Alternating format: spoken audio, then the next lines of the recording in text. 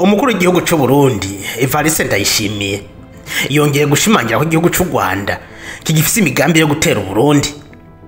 Mu kiganiro yaje gutanga kuri televiziyo y'Abafaransa France 24, Ndayishimiye yavuze ko Paul Kagame afite umugambi wo gutera Uburundi abikishije ko bagerageje gutembagaza ubutegetsi bwa nyakwigendera Petero Nkurunziza mu mwaka wa 2015 nkuko bariko barabigenza muri Kongo mu kwitirira Mai 2023, kandi bizwi neza ko abasirikare b'u Rwanda. Reka dukurikirane kino kiganiro Ndayishimiye yagiranye n'umumenyesha makuru Marc Prelman wa France 24, ariko mbanze nkwibutse gufyonda ngaha ari s'abonner cyangwa subscribe. Interview de France 24. Notre invité cette semaine est Evariste Ndayishimiye, c'est le président du Burundi. Il est en duplex avec nous depuis Bujumbura. Monsieur le Président, bonjour et merci. Bonjour. Alors, on va évidemment parler de la situation dans la région, la guerre en République démocratique du Congo, voisine de chez vous. Tuvugana kuri situation mu karere, intambara muri République Iharanira Demokarasi ya Congo, igihugu muhana imbibe, intambara ibica bigacika, ihuza umugwi w'abagwanyi Mai 2023 ushigikiwe n'u Rwanda. Iyi ntambara ikabibahuza n'igisirikare ca Congo n'abagifasha harimo Burundi. Rero mu misi heze harabaye ibiganiro bigamije kugarura amahoro hampande y'inguvu z'abanyafrika, harimo kandi n'igihugu ca Qatar, hamwe kandi na leta z'ubumwe za Amerika. Aha twavuga amasezerano yasinye Washington hagati y'u Rwanda na RDC. Muribaza ko amahoro ashobora kugaruka vuba canke n'ubu muracafise impungenge yuko ashobora kwaduka intambara y'akarere? Fait que il y a des engagements de partout pour faire retourner la paix dans la région. Quand je vois l'engagement des... Ubwa mbere ndashima kubona hariko haraboneka ubushake ku mpande zose bwo kugarukana amahoro n'umutekano mu karere.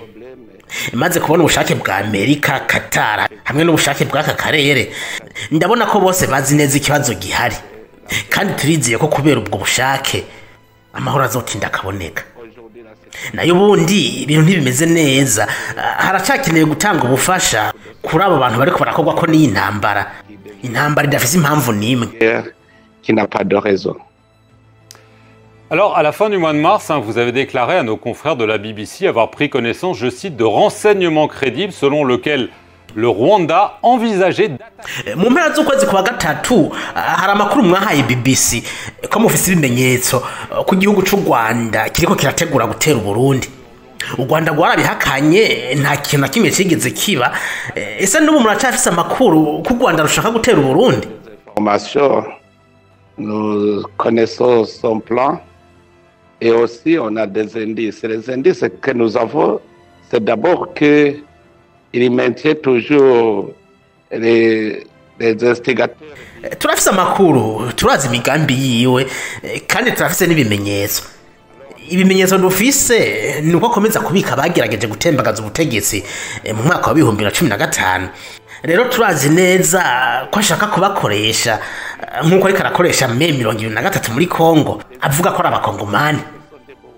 Rero umugambi wiwe nuko azokoresha abapuciste, akarakoresha avuga ko ari abarundi kandi mu vy'ukuri ari abanyarwanda. Kuba tubona ibi rero kandi tukanabona ko atamugambi afise wo kuba turungikira ngo babazwe n'ubutungane bw'u Burundi, bituma tugumana impungenge, ariko turizeye ko mu gihe intambara yohagarara muri Kongo bizogorana ko u Rwanda rutera Uburundi. Donc ce que vous semblez craindre, c'est une alliance, j'allais dire, entre le M23, les troupes... Icyo mbona mushobora kuba mutinya ubufatanye bwa Mai 2023 n'abasirikare b'abanyarwanda bari hafi yanyu muri Kivu y'ubumanuko, hamwe kandi n'umuharire de TABARA. Ni kimwe ba mutinya? Dans son plan, c'est que quand ils vont arriver à la frontière burundaise, ils vont attaquer le Burundi. Muri make imigambi yiwe nuko mu gihe bomara gushika ku mupaka wa Burundi na Kongo azotera Burundi, avuga ko ari abarundi. Abapushitse bo mu 2015 bari Kigali, bafashwa na Kigali. Murazi bakoze ibitero by'iterabwoba kenshi ku gihugu cy'u Burundi, babitegurira mu Rwanda, bagafashwa n'abanyarwanda, bakaza gutera Burundi, hanyuma bagasubira mu Rwanda. Turafise ayo makuru rero mu gihe tukibona ko atakimenyetso cerekana ko ibi bitero bizohagarara, Burundi buguma buri maso. Alors, de là où vous parlez, Bujumbura, hein, on est à quelques kilomètres hein, du sud Kivu. aho muvugira Bujumbura muri ku birometero bikeya uvuye muri Kivu y'ubumanuko mfatiye kuri uko kwikeka mufise mwa mwarabonye abasirikare b'abanyarwanda begera umupaka wa Kongo n'u Burundi.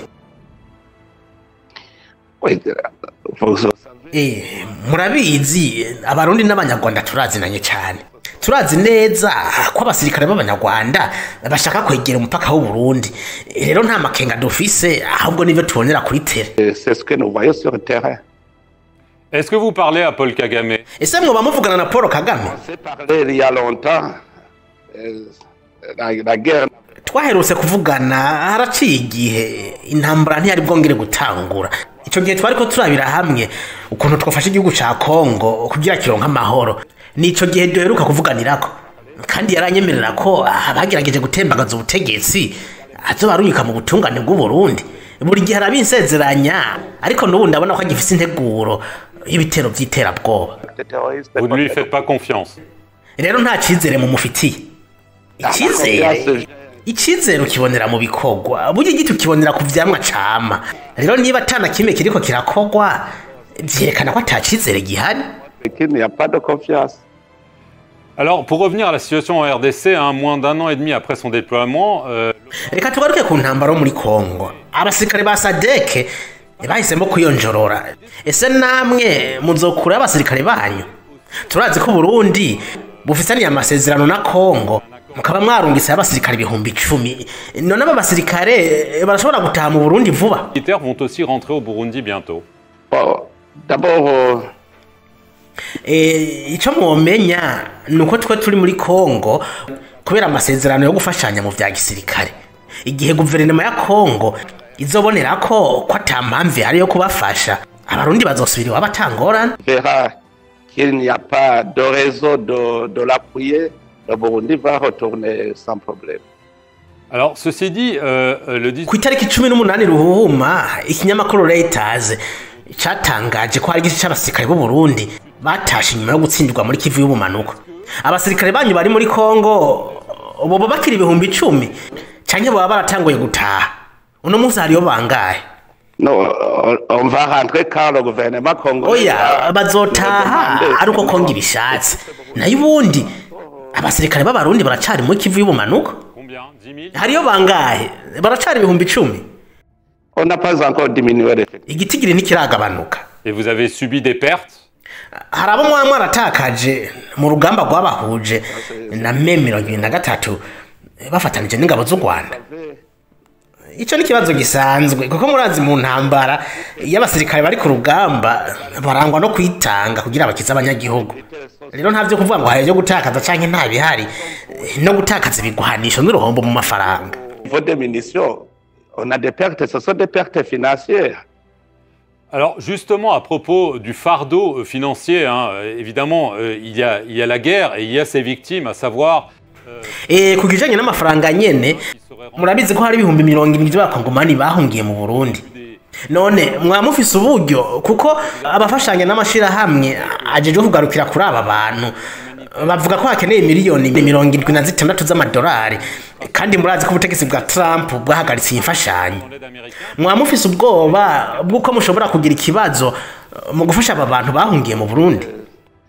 C'est un fardeau pour le Burundi, puisqu'effectivement nous ne voyons... Nkuko mubivuze ni umutwaro ku gihugu cy'u Burundi kuko ntitubona uburyo bukwiye kuri aba bantu, ariko Burundi burakora ico bushoboye bugaca ku mashira hamwe no ku miryango iri ngaha mu gihugu kugira abafasha aba bantu.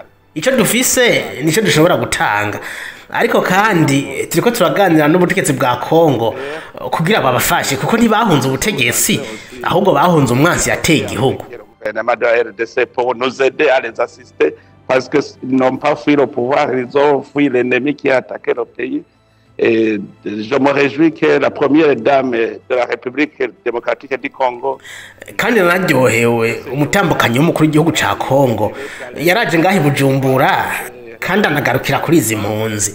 Twizeye ko bazokomeza kugira ico babafashije, nayo ubundi ntivyoroshe kuko murazi ntitwari twiteguye. amahirwe dufise nuko nubwo ibintu biba bitoroshe abarundi turafise umutima wo gusabikanya ivyo tuba dufise. Mais heureusement que les Burundais sont résilients, nous essayons de partager ce que nous avons.